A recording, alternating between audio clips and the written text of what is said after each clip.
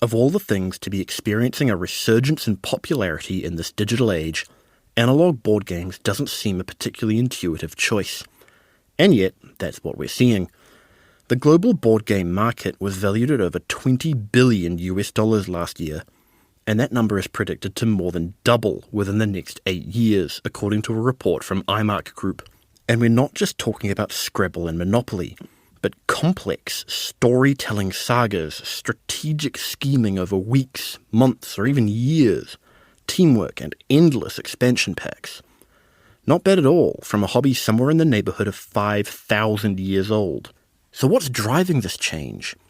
When most modern games leap to our fingers at the touch of a button, why are people in New Zealand and across the world returning to tokens and dice? I'm Connor McClay, and today on The Detail, I talk to the owner and director of an Auckland board game cafe, as well as a couple of Wellingtonian board game enthusiasts.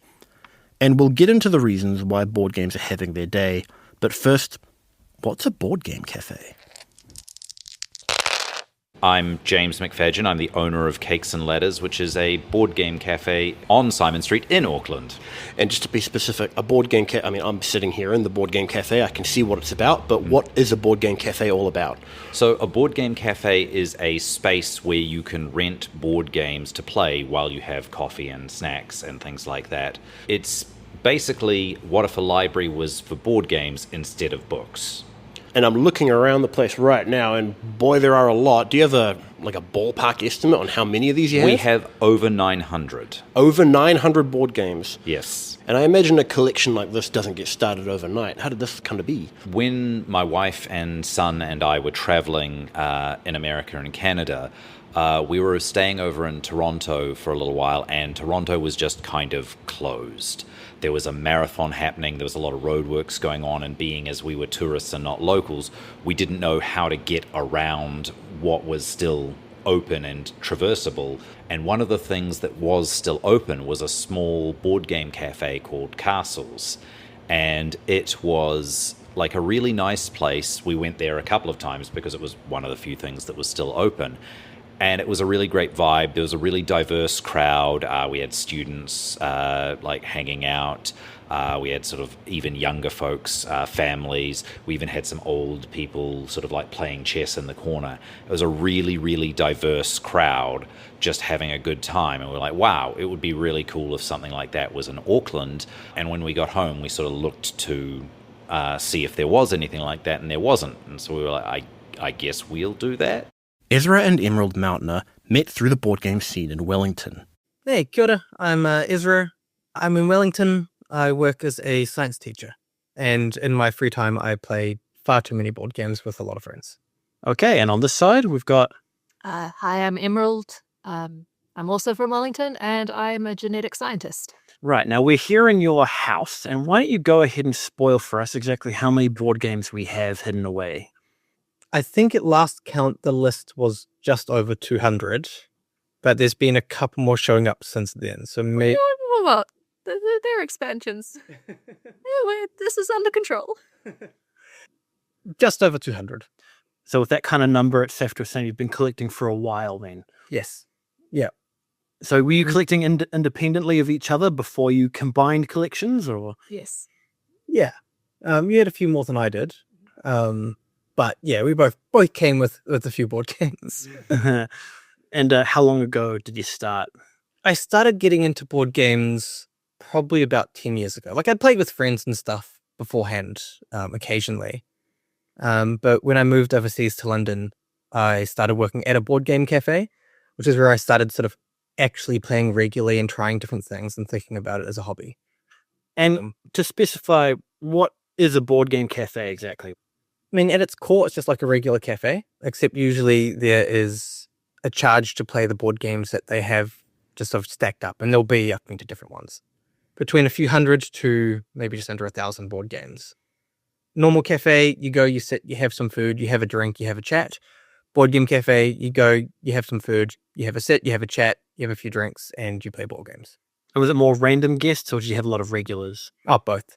Well, yeah, lots of regulars, very popular for date nights, but also just work outings, quite a lot of regular friend groups and stuff hanging out, but also just new people all the time. Excellent. And how about you, Emerald? Where did you get started? I started playing board games as a kid. You had the regular household names of like Monopoly and Shovel, Ladders. Snakes Yeah, and Ladders, and all that kind of thing. Then I started playing more intricate, a little less common titles when I started working at a similar games shop in Palmy. But I didn't really start seriously collecting until about 4 or 5 years ago. So your collection is amassed quite quickly then. Yeah, probably. The idea of a board game cafe comes off as kind of brilliant, if you haven't heard of it before. A library where you can try out your favourites without committing to buying. It's an in-person experience, with friends right across the table from you. Maybe that's why board games are making a comeback, after briefly falling behind in the digital age.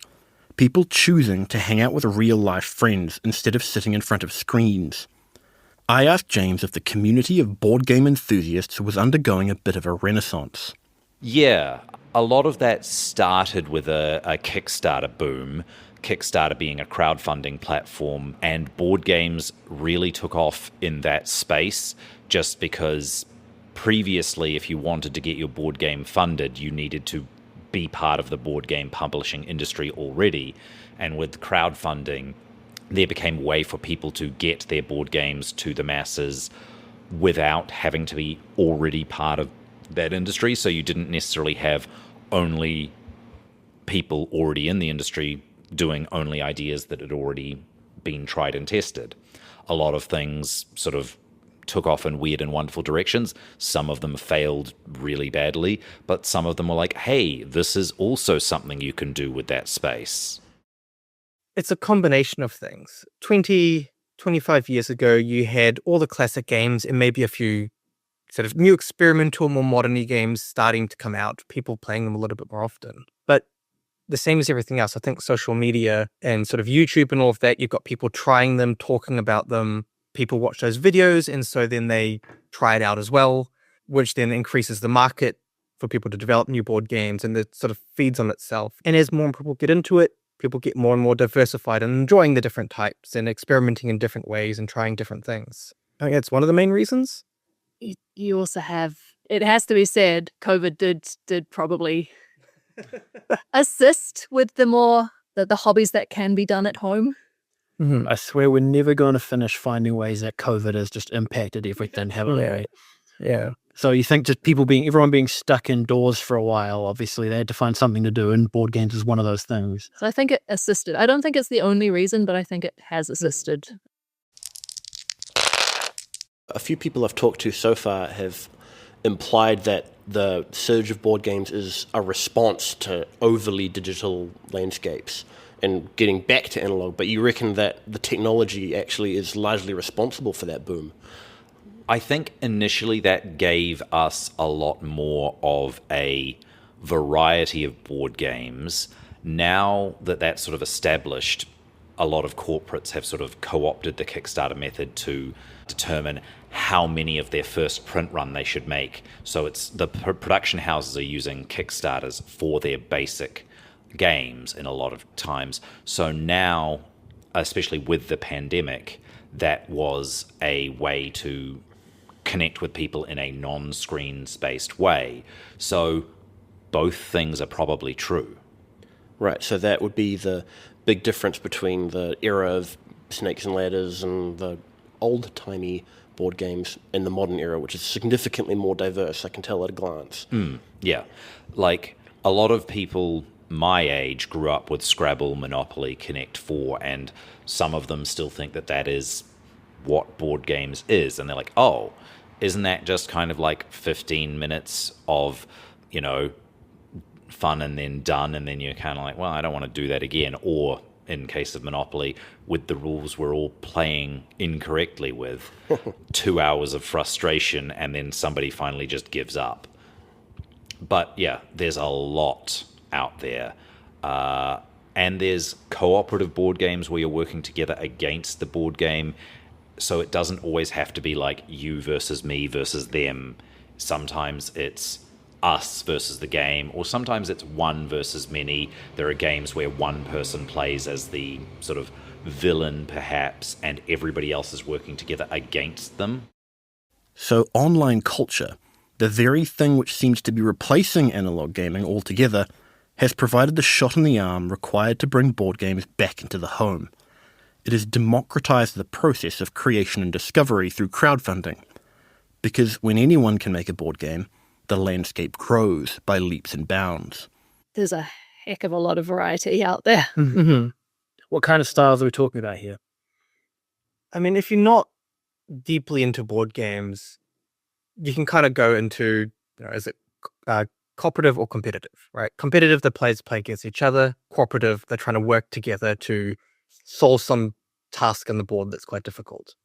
Broad strokes, that's the easiest distinguishing sort of two different types. But then as soon as you go into, it's like any hobby, right? You can get as depth into any two specific different mechanics and how those work and all that kind of a thing. Generally, looking at how interactive is it? There's competitive games that you're just kind of doing your own solitaire puzzle next to each other, and competitive games that are deeply interactive and what other people do really matters. In the same way, there's cooperative games that you're fully communicating, you're coming up with big strategies, all that, and other games where you're not allowed to talk at all. You just have to kind of intuit how to reach a goal together. Yeah. The thing about board games and people in general is they are quite diverse. So a lot of what we offer here, as opposed to being just a library, is that if you tell me about the sort of things you can enjoy, I can say, well, these games that we have in our library are better suited for the type of thing that you're trying to play. Custom experience. Yeah. So not every game is right for every player, and sometimes you can have a bad time because you're playing a game that just doesn't vibe with who you are or what you're having in your group dynamic. And of course, there are player counts to consider. If you're here with 10 friends, you're generally wanting to play a party game because that stretches to 10 people. 10 people can't all play the same game of Catan. How's a party game different from a regular board game? Generally, it means that they have a large possible player count and a very short rules set so that you can learn it very quickly.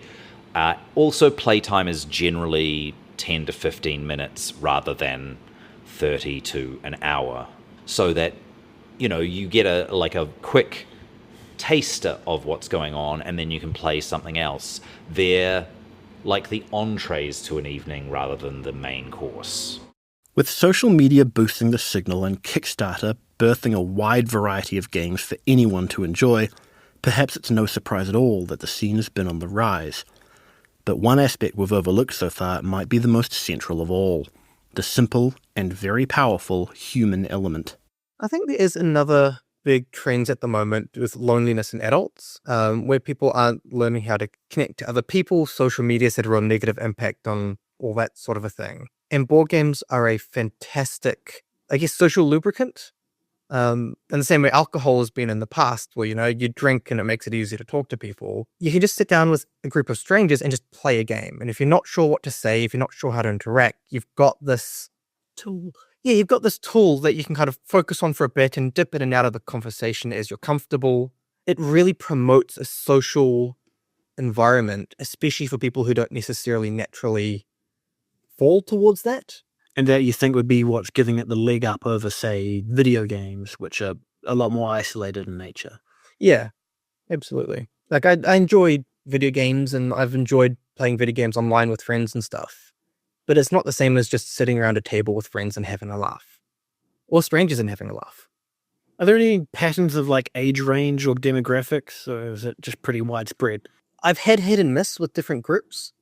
When I was in London, I joined a couple of groups that were very male-dominated, not necessarily unpleasant places, but not necessarily welcoming to everybody, which isn't really my vibe. Bit of a frat culture, kind of? Yeah, but a lot of groups I've been are very welcoming to absolutely everybody. And that's been my experience almost every time in New Zealand. You just kind of have to shop around and find where you fit in and like. Yeah. But most of them will, they'll accept people from all ages, all different types of human. As long as you're friendly and cooperative and just nice to people, you'll be welcome. So earlier you mentioned the pandemic, and obviously the pandemic's had a huge effects on just about every waking element of life.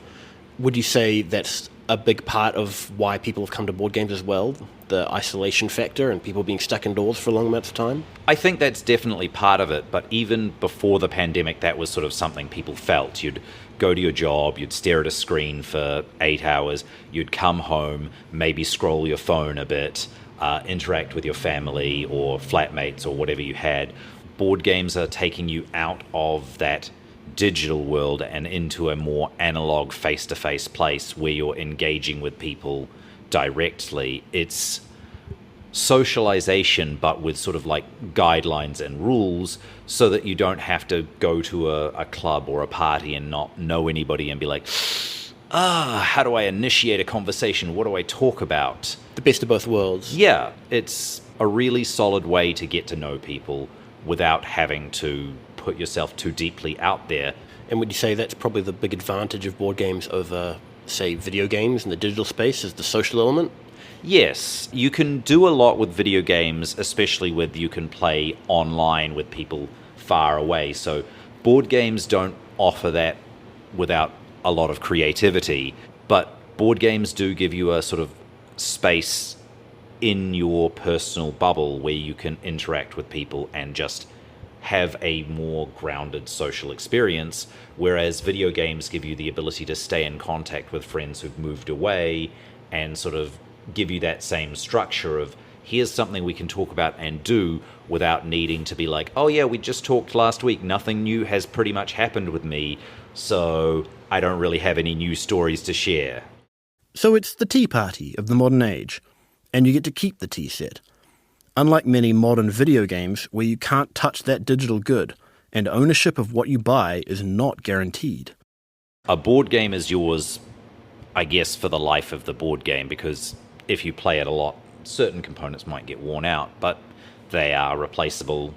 You know, you can make your own little tokens and things like that.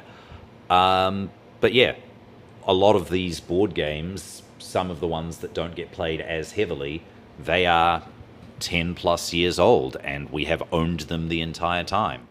You've got it physically in front of you, and you're physically sitting next to your friends playing the game. There's absolutely space for online games and online interaction. I think that can be really good and healthy, but it is a very different interaction. A bit more tangible. Yeah. In my head, it's kind of like the difference between people who like to read physical books and people who like to read a Kindle or an electronic book. You're going to get a good experience from either, but some people gravitate more towards one than the other. How much, just curious, just asking for myself, but how much would a new board game cost? They have increased in prices. Everything has these days. Nowadays, you're probably looking at about $80 plus. Yeah, for little games, Often. you're looking at sort of the 40 to 60 range. Most bigger games, you're looking at the 80 to 120, 130. And then you get the ridiculously big games at the 300. Yeah, you can get some pretty decent and still approachable board games at the 200 range. And then sometimes there's like the $600 massive collections and deluxe nonsense stuff. Seems like that'd be a bit prohibitive, especially for younger buyers then. 100%. Yeah. So you'd say that the sort of hobby space that you guys inhabit would be more keyed towards adults? There is definitely the range of games that is targeted towards people who have spare money. Like, absolutely, that's there. But if you're younger and you're really into board games and you want to give it a go, there is the spaces like the board game cafes where you can give them a try for quite cheap. And buying one or two games is easily doable. There's also for quite a most good people. secondhand market for them. Mm-hmm. Another good way that I know a lot of people go about it is they'll buy as a group. So they'll have a regular board game group and they'll all kind of contribute a little bit towards a library. Collective libraries.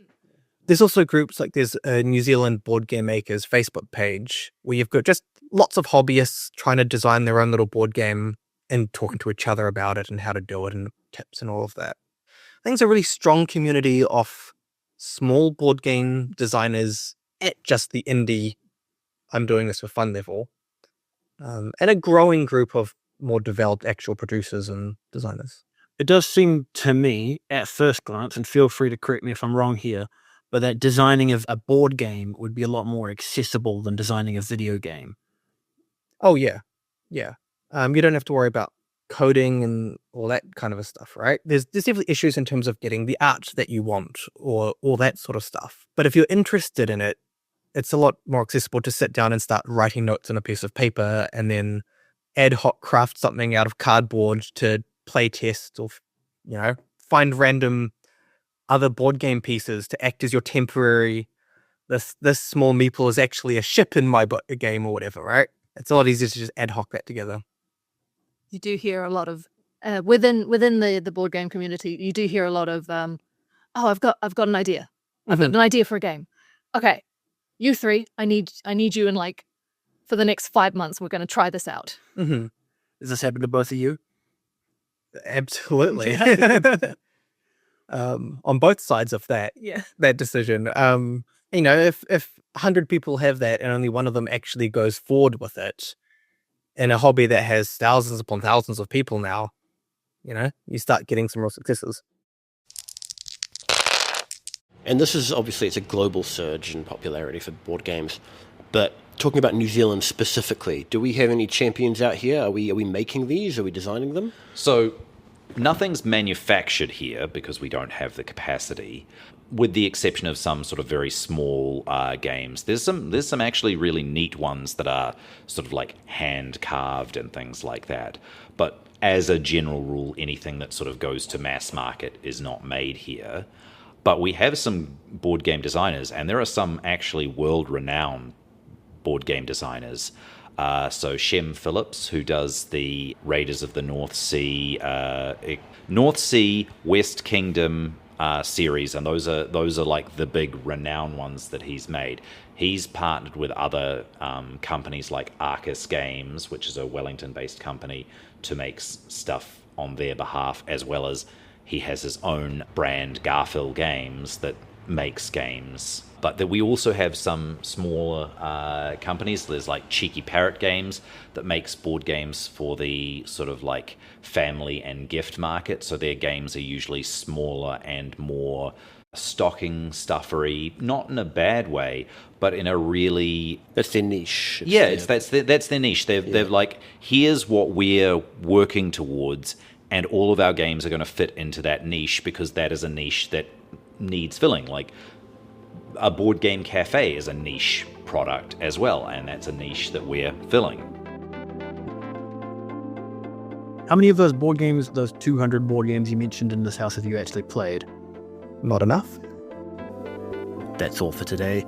The Detail is a newsroom production supported by RNZ and New Zealand On Air. Today's episode was engineered by Chris Wethy and produced by Alexia Russell. Thank you to James McFadgen, and congratulations, Ezra and Emerald Martner, on your recent wedding. I'm Connor McClay. Ka kite anō.